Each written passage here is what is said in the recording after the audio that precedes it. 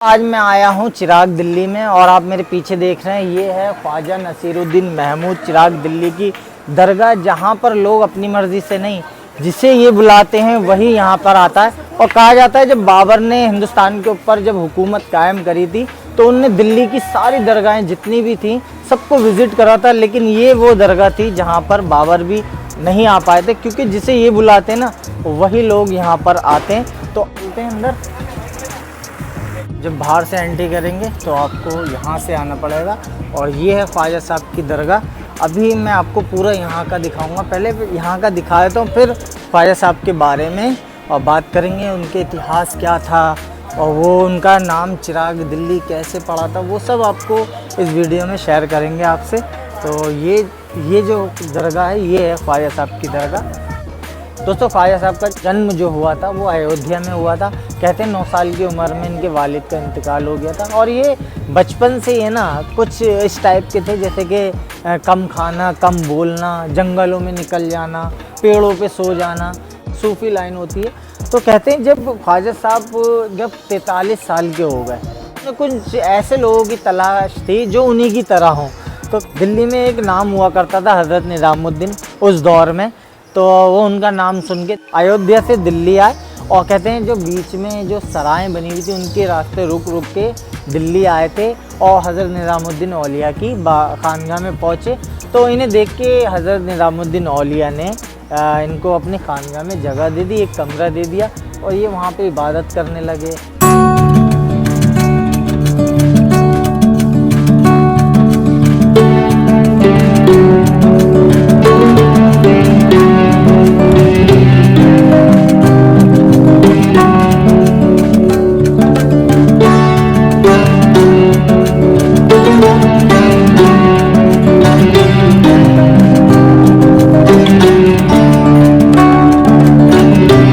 पहले पूरी खानगाह घुमा देते हैं और कैसे उनका नाम चिराग दिल्ली पड़ा था वो सब आपको इस वीडियो में बताएंगे। आइए पहले मैं आपको दिखा देता हूँ ख्वाजा साहब के जो फॉलोअर्स थे जो उनके साथ खानगाह में रहा करते थे। ये जो है उनकी कब्रें और जो बड़ी बड़ी कब्रें जो दिख रही वो मतलब उस दौर में ऐसा हुआ करता था जैसे जितने कोई ज़्यादा करीब उनके हुआ करता था उनकी उसी हिसाब से देखिए बड़ी कब्रें जो दिख रही वो उनके मुरीदों की हैं।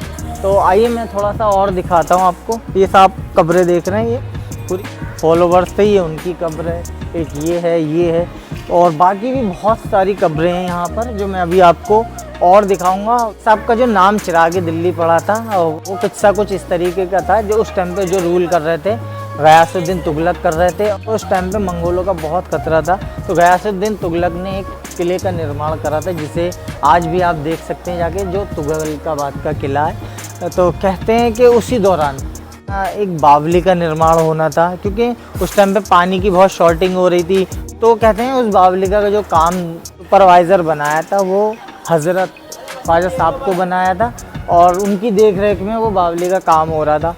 ये तुगलकाबाद के जो मज़दूर थे जो डिज़ाइनिंग किया करते थे वो मज़दूर जो थे दिन में वहाँ करते थे काम, रात में जो थे हज़रत निज़ामुद्दीन में जो बावली बन रही थी उसमें काम किया करते थे।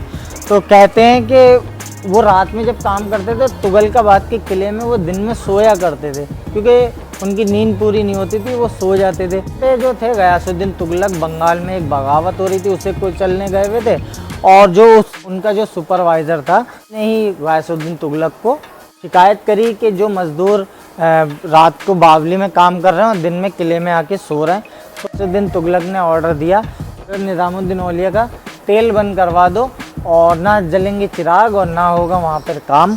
सुपरवाइज़र ने हज़रत निज़ामुद्दीन औलिया का तेल जो था वो बंद करवा दिया था। ख्वाजा साहब जो थे हज़रत निज़ामुद्दीन औलिया के पास गए, सर झुका के बोले हुजूर कि उन्होंने तेल बंद करवा दिया, अब चिराग भी नहीं जल रहे हैं, बावली का काम रुक गया। हज़रत निज़ामुद्दीन औलिया ने उनसे कहा कि जाओ बावली के अंदर जाओ, जहाँ पे खुदाई हो रही वहाँ एक कुआं खुदा हुआ है, वहाँ से पानी निकालो और चिरागों में डाल दो। और कहते हैं जब उन्होंने वहाँ से वही काम करा, वहाँ से पानी निकाला और फिर उस पानी को चिरागों में डाला। जितने भी चिराग थे जो बावली के पास भी थे, जो पूरी खानगाह में थे, तो कहते हैं वो सारे चिराग जल गए थे। तो इस तरीके से इनका जो नाम पड़ा था उसी टाइम से पढ़ा था। नसीरुद्दीन महमूद, रोशन चिराग दिल्ली। कुछ ये एक भी किस्सा था इनका। खानगाह में सबसे ज़्यादा आपको है ना कब्रें ही कब्रें दिखेंगी। और सबसे अच्छी चीज़ पता है इस दरगाह के अंदर क्या है, यहाँ पे एक तो साफ़ सफाई बहुत ज़्यादा है, मतलब इतना अच्छा लगता है और मन को सबसे ज़्यादा सुकून आपको मिलेगा यहाँ पर। जैसे तो आपने और दरगाहें देखी होंगी दिल्ली से बाहर से, वहाँ जैसे क्राउड की वजह से ना शोर शराबा बहुत होता है, लेकिन ये दिल्ली की पहली दरगाह ऐसी है कि जहाँ पर सुकून, अगर आपको सुकून पसंद है ना भाई यहाँ आ जाना।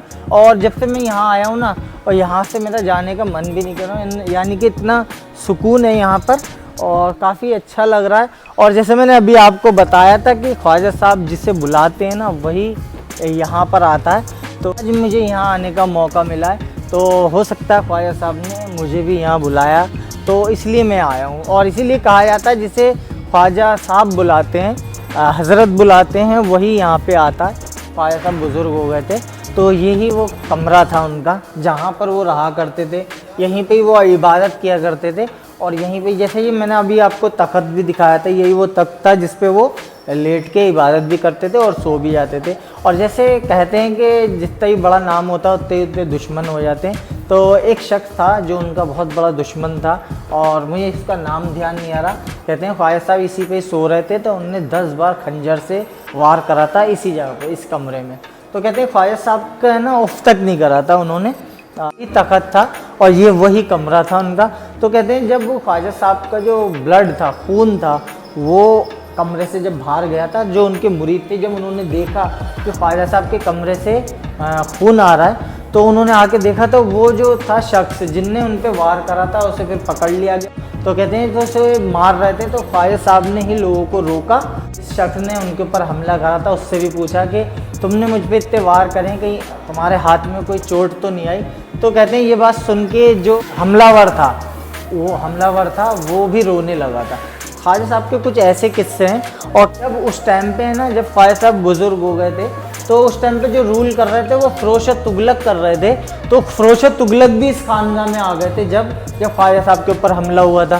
तो फ़रोश तुगलक ने भी ख्वाजा साहब से कहा था कि हमारे सैनिकों को इसको हवाले कर दो, हम इसको मौत की सज़ा देंगे। तो ख्वाजा साहब ने जो था मना कर दिया था और कहा था कि नहीं, छोड़ दो। और कहते हैं 25 सिक्के उन्होंने चांदी के उस हमलावर को दिए थे और कहा था कि आप दिल्ली से बाहर चले आओ, वरना ये लोग जो मेरे चाहने वाले हैं ये तुम्हें मार देंगे। फ़िरोज़ तुगलक से ही ख्वाजा साहब ने 50 सैनिकों का इंतज़ाम करने को कहा था और उस हमलावर को उनके साथ जो दिल्ली की हदों से बाहर भेजा गया। ये उन्हें चिराग रोशन के नाम से जानती है। तो इस तरीके के कुछ किस्से हैं उनके। यहाँ से कहा जाता है कि खाली हाथ भी कोई नहीं जाता है, और यहाँ पे दुआ मन्नत और दुआ मांगते तो वो लोग खाली भी नहीं जाते। तो बड़े बड़े बादशाह इनकी मर्ज़ी से यहाँ नहीं आ सकते, जिसे ये चाहेंगे वही आ सकता है। तो उम्मीद करता हूँ ये वीडियो आपको पसंद आई होगी। लाइक ज़रूर कर देना, अगर नए हों तो चैनल सब्सक्राइब कर देना।